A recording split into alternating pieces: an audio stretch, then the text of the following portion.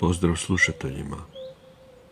Ja sam Alvize, a ovo je Ex Tenebris Vox, iliti Glas iz tmine, audioblog poetske, filozofske i kritičke riječi. Nebo djetinjstva.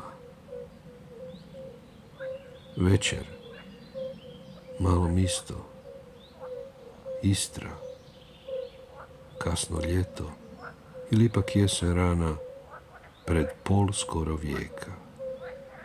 Ulica bez rasvijete tada i njene koprene i oči mlade s vodom zvijezda zanesene.